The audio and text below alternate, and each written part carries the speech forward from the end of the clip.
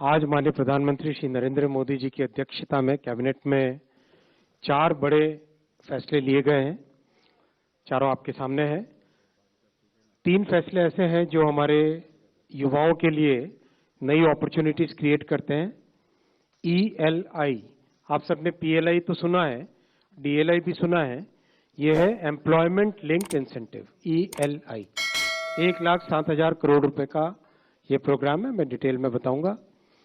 दूसरा, हमारे युवकों के लिए, नवयुवकों के लिए रिसर्च एंड डेवलपमेंट में नई अपॉर्चुनिटीज बने, उनके आइडियाज को प्रोडक्ट स्टेज तक ले जाने की एक फैसिलिटी बने और बहुत सारी अपॉर्चुनिटीज, जो बहुत सारे थॉट्स जो यूथ के माइंड में होते हैं, उसको चैनलाइज करने के लिए research development and innovation scheme 1 lakh crore rupees का ये प्रोग्राम है। प्रधानमंत्री जी का जय अनुसंधान का आपने सुना है, वो फोकस इस स्कीम में रिफ्लेक्ट होता है। तीसरा, नेशनल स्पोर्ट्स पॉलिसी। आप सबने देखा है इन 10 वर्षों में स्पोर्ट्स में कितनी बड़ी एक उपलब्धि हासिल हुई है। चौथा प्रोजेक्ट है इंफ्रास्ट्रक्चर का, परमकुड़ी से Ramanathapuram national highway 1853 crore rupees का 4 लेनिंग। इन चारों के बारे में आपको अब मैं एक एक करके डिटेल्स में बताऊंगा।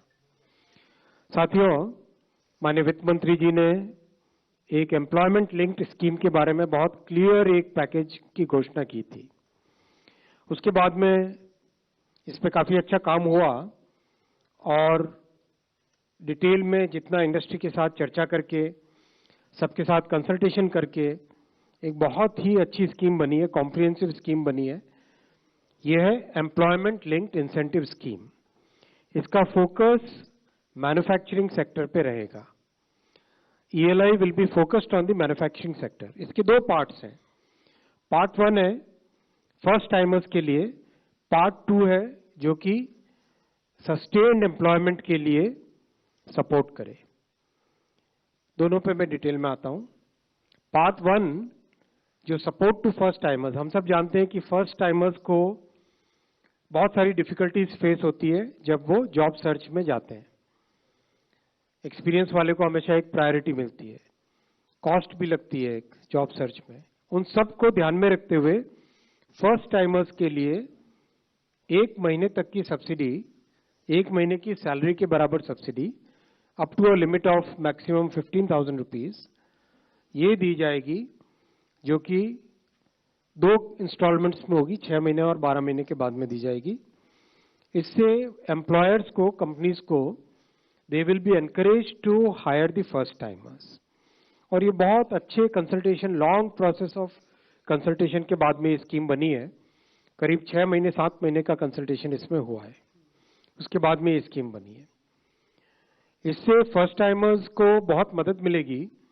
उनको एम्प्लॉयर्स जब हायर करेंगे तो जो बड़ा एक पशोपश रहता है एम्प्लॉयर्स के माइंड में कि एक्सपीरियंस को लूं या फर्स्ट टाइमर को लूं, वो इससे दूर होगा।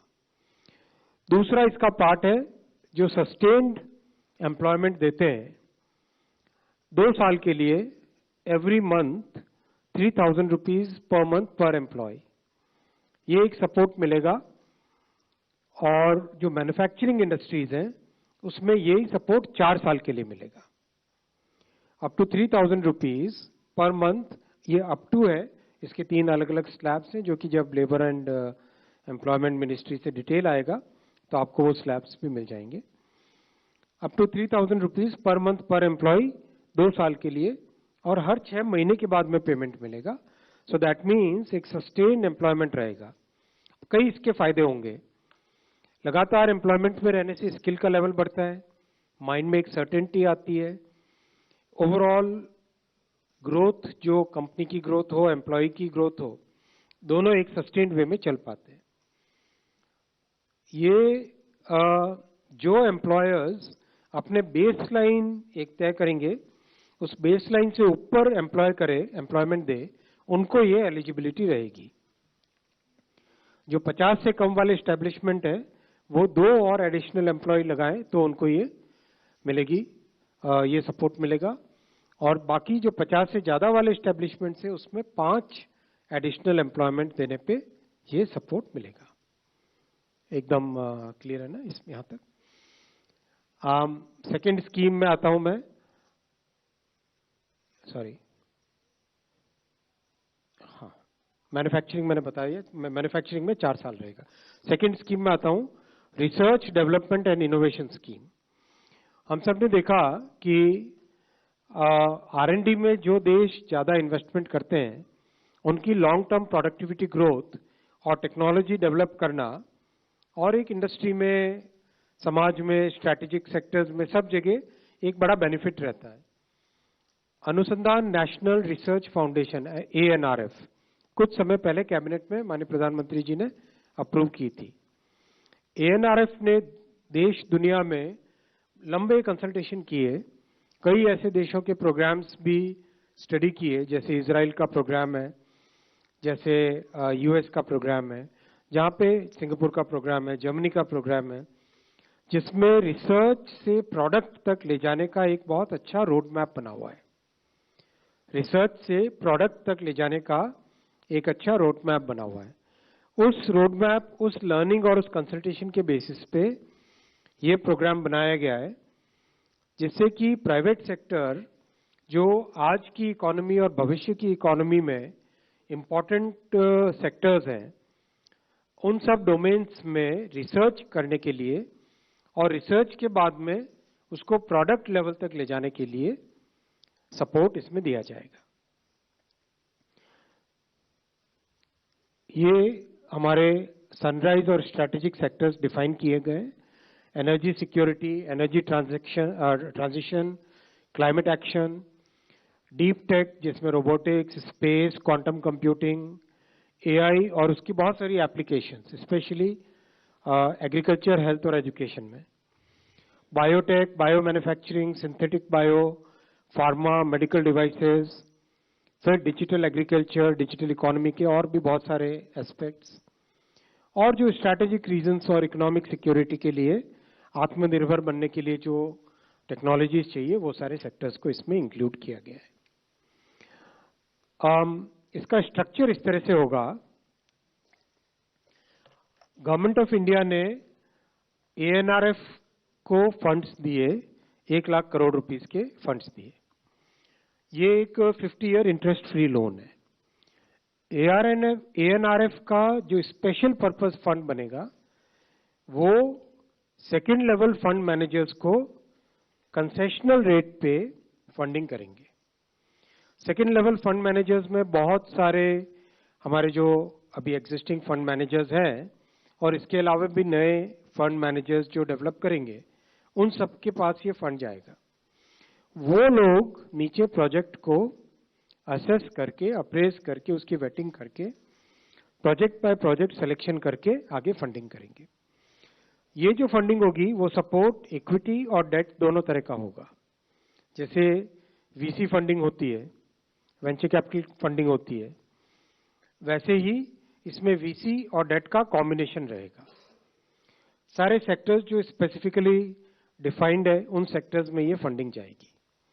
बहुत अच्छा स्ट्रक्चर है ये, और ऐसा स्ट्रक्चर दुनिया में बहुत सारी जगह सक्सेसफुल हुआ है, और इंडस्ट्री के साथ डिटेल्ड डिस्कशन होने के बाद में ये स्ट्रक्चर बना है। गवर्नेंस के लिए बहुत एक ट्रांसपेरेंट मैकेनिज्म बनाया जाएगा। एक तो ANRF की गवर्निंग बॉडी रहेगी, उसकी एग्जीक्यूटिव काउंसिल रहेगी, ये ब्रॉड पॉलिसी डिसीजंस के लिए। उसके बाद में डे टू डे जो डिसीजंस होंगे वो एम्पावर्ड ग्रुप ऑफ सेक्रेटरीज, इसमें जिस सेक्टर का प्रोजेक्ट है उस सेक्टर के सेक्रेटरी भी शामिल होंगे। मान लो एनर्जी ट्रांजिशन का क्लाइमेट एक्शन से रिलेटेड है, तो उसमें MNRE के सेक्रेटरी शामिल होंगे। मान लो AI से रिलेटेड है, तो मेटी के सेक्रेटरी भी शामिल होंगे। मान लो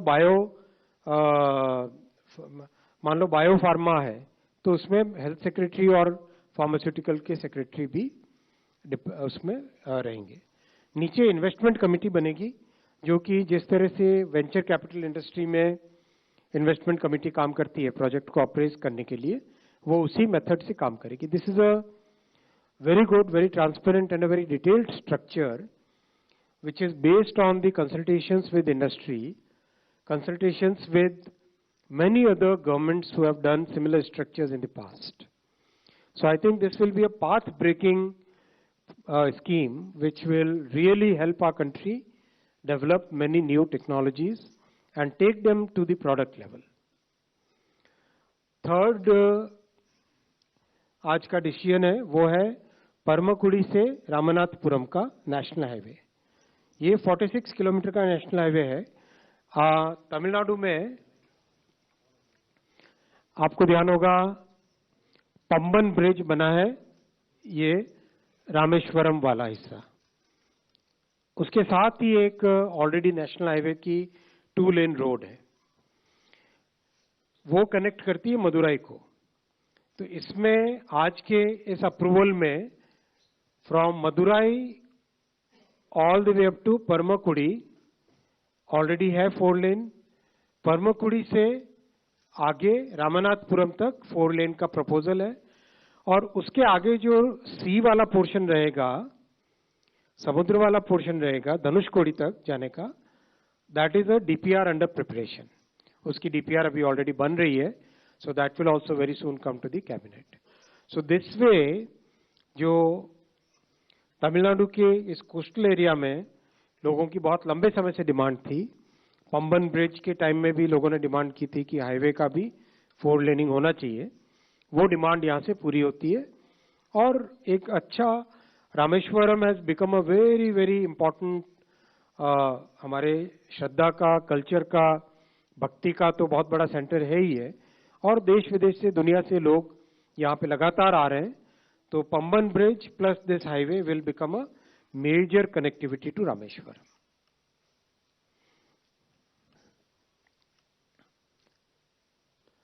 मैं आता हूं चौथे प्रोजेक्ट पे, चौथे डिसीजन पे। साथियों, खेलो भारत नीति ये बहुत बड़ा आज का एक फैसला है जो देश के लिए एक नया रास्ता बनाने वाला है। माननीय प्रधानमंत्री जी ने इन 11 वर्षों में स्पोर्ट्स पे एक अलग तरीके से ध्यान देके, और विशेषकर ग्रामीण क्षेत्रों में जो टैलेंट है उसको आगे लाने का, एक सिस्टमेटिक तरीके से आगे लाने का प्रयास किया है। उसी कड़ी में ये आज स्पोर्ट्स की पॉलिसी खेलो भारत नीति बनी है।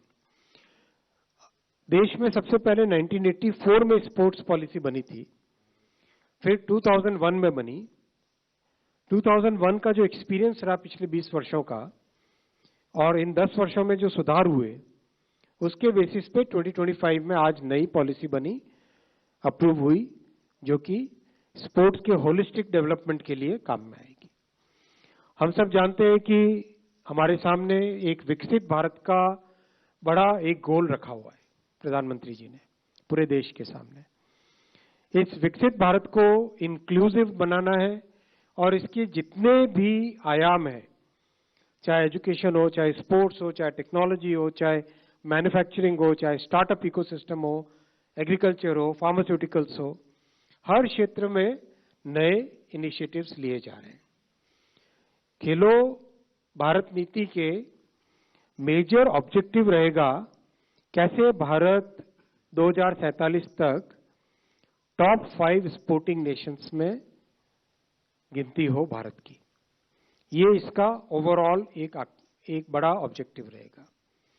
सेकंड रहेगा पीपल्स मूवमेंट बने, फिटनेस के साथ जुड़े, हमारे एजुकेशन पॉलिसी के साथ इसका अलाइनमेंट हो, इकोनॉमिक डेवलपमेंट के साथ जुड़े स्पोर्ट्स, सोशल डेवलपमेंट, समाज के सभी वर्गों का, इसमें सभी वर्गों को इससे लाभ मिले, इन सब को ध्यान में रखते हुए ये खेलो भारत नीति बनी है। इसका सबसे पहला कंटूर वो है कैसे हम देश को, देश के स्पोर्ट्स को, स्पोर्ट्स पर्सन्स को एक्सीलेंस में लाएं। और इसका बहुत अच्छा एक मेथोडिकल सिस्टम बनाया गया है।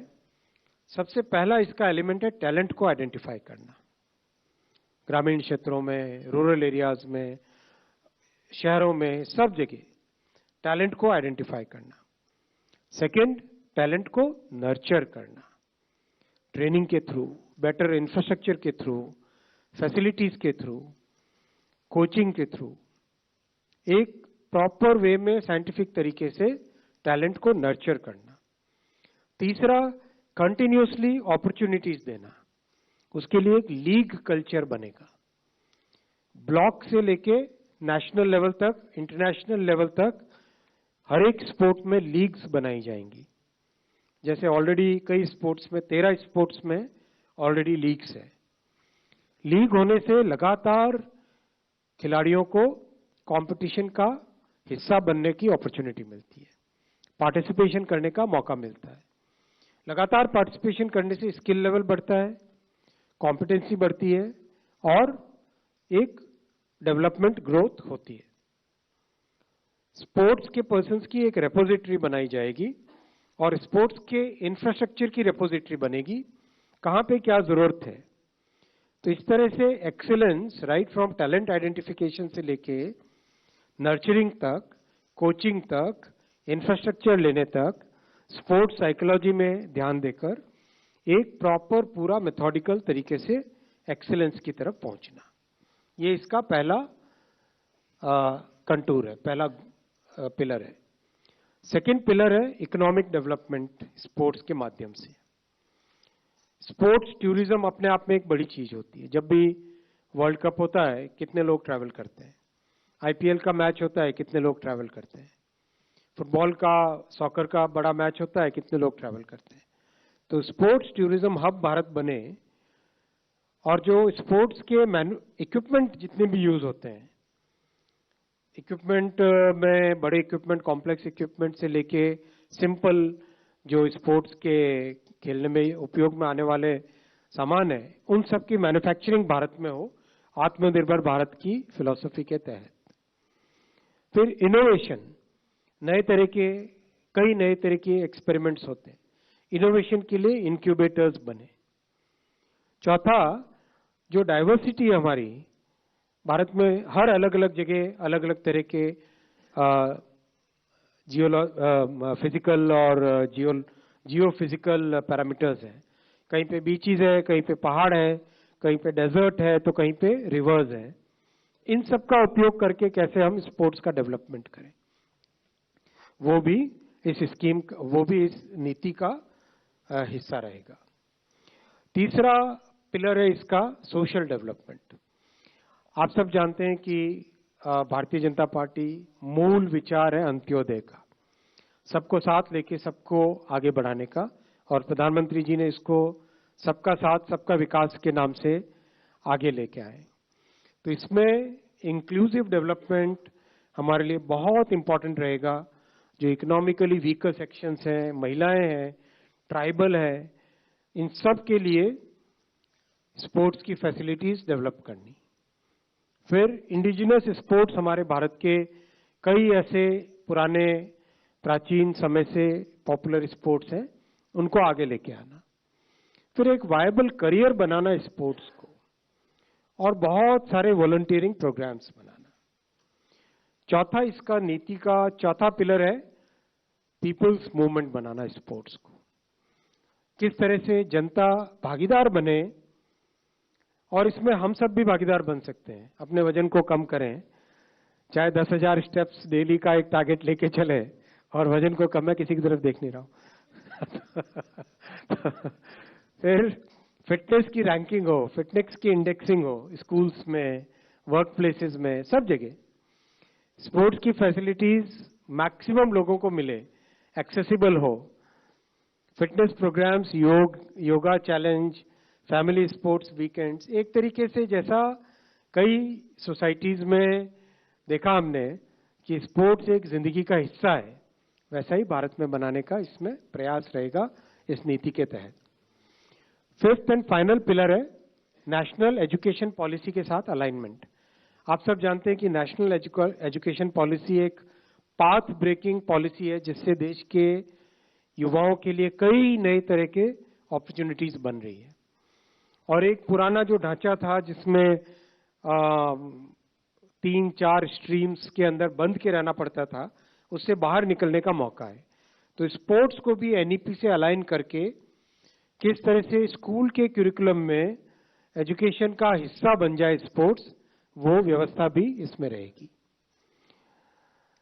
इस पूरे पॉलिसी को इम्प्लीमेंट करने के लिए एक अच्छा फ्रेमवर्क बनाया गया है, जिसमें स्पोर्ट्स के गवर्नेंस से रिलेटेड, टेक्नोलॉजी यूज करने का और डेटा ड्रिवन मॉनिटरिंग और इम्प्लीमेंटेशन, और हर जगह पीपीपी सीएसआर का स्पोर्ट्स में इंक्लूड करना, जिससे कि सभी का पार्टिसिपेशन हो सके। इस पूरे प्रोसेस में बहुत बड़ा कंसल्टेशन प्रोसेस लगा है, और इसके आगे इम्प्लीमेंटेशन के दौरान भी कंसल्टेशन आगे होगा, और सारे के सारे मिनिस्ट्रीज, डिपार्टमेंट्स, राज्य सरकार सबको कंसल्ट करके होल ऑफ द गवर्नमेंट के अप्रोच के साथ इसको इम्प्लीमेंट करेंगे।